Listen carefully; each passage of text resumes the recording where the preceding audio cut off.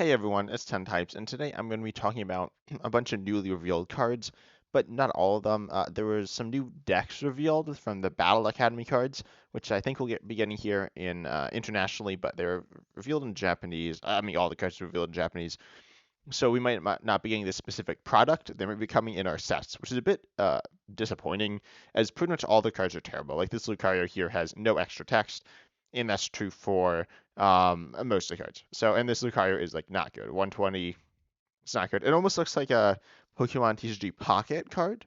Not quite. If you don't know what that is, I covered that in a recent video, and that's been talked about a lot. But that's not the point of today's video. What is the point of today's video is to go over these new cards. And speaking of new cards, these are not coming in the next set, but the next set, Temporal Forces, is coming out very soon. And in fact, I'm going to be running a tournament later today in the format, actually. So yeah, I will have a link down below to that, or maybe in the description. I don't know. But if you want to join that, then head over to that Discord server where we'll be playing that. No prizes, but for fun, just messing around with the new cards, which is going to be cool. The two cards here, though, which are not coming in Temporal Forces, but will be coming some point in the future. The only card that's worth talking about from these decks is actually this Koraidon, which does, for Resolute Fangs, Fighting, which is not an unpayable attack by any means. In fact, you do have Cryptomaniac's Deciphering paired with Gutsy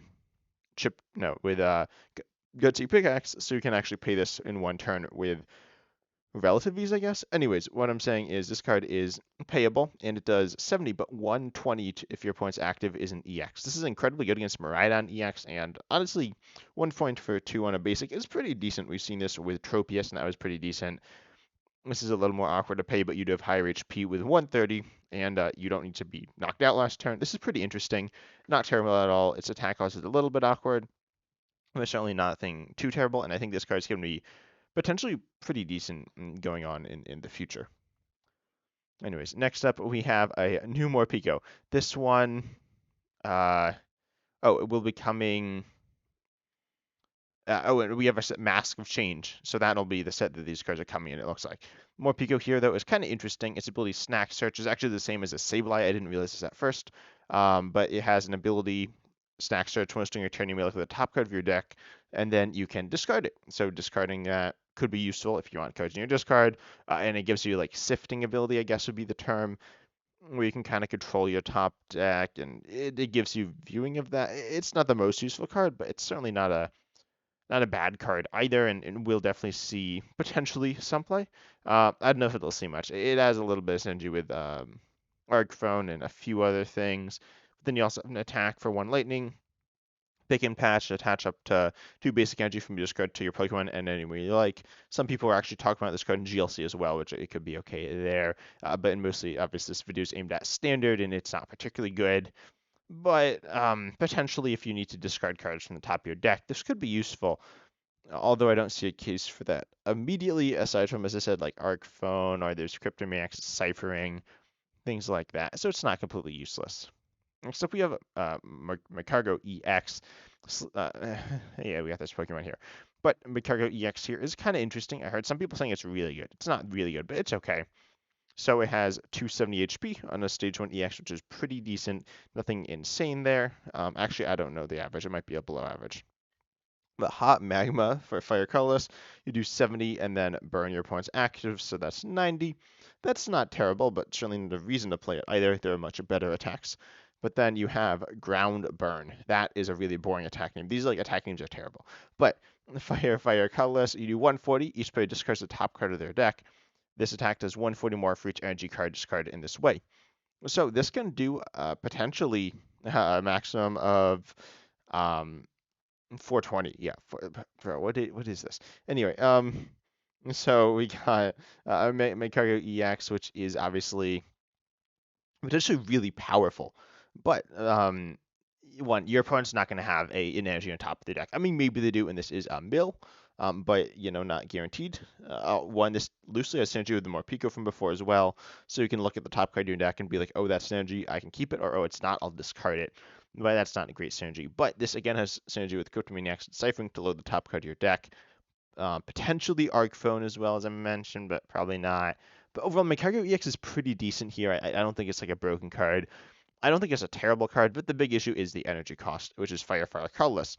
There is fire energy acceleration in Charizard, Charizard EX, and also Armouge. Well, no, Magma Basin, which is often considered paired with Armouge.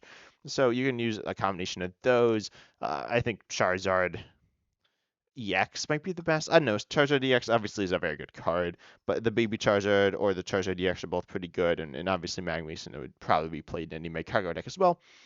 I don't think this card's quite good enough. Obviously, this kind of naturally has synergy with the Magcargo. I wonder if anyone mentioned it in the comments here. Um, I was glancing at these. Nothing.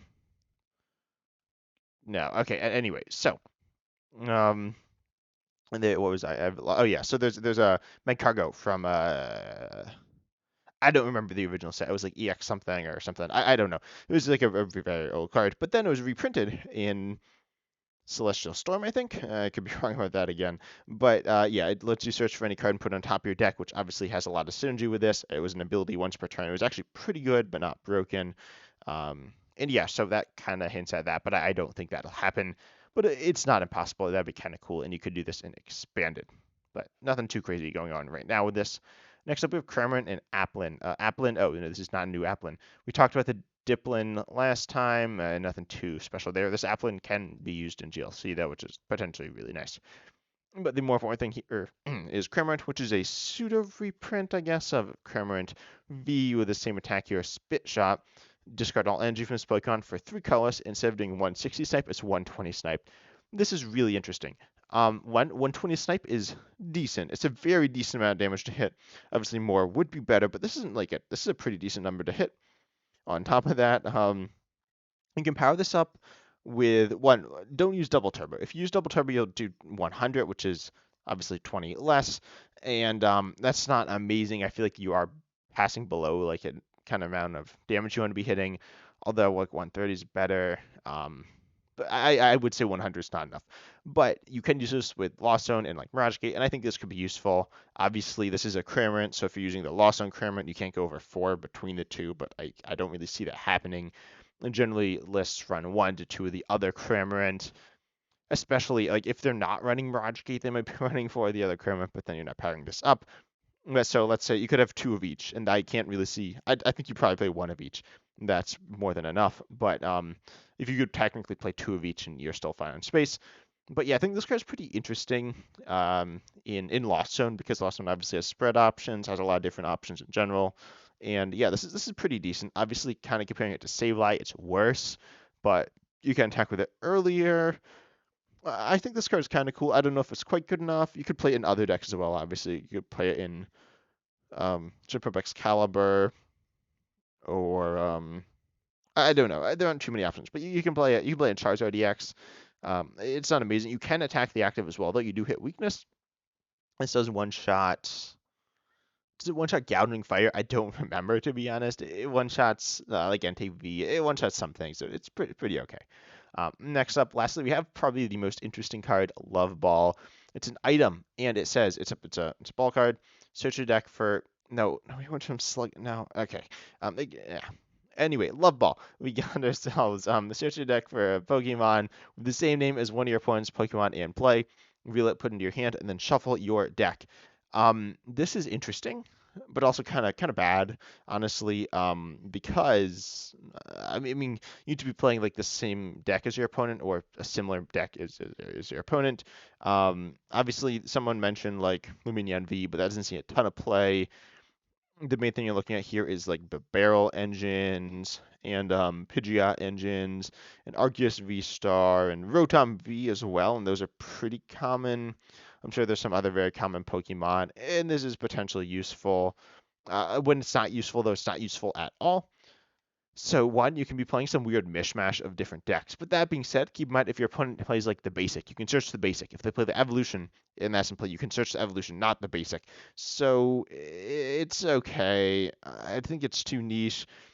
Like I can see certainly situations where it's quite good, but those are very specific situations, so you need some way of searching this. That way could be Arvin or Irida.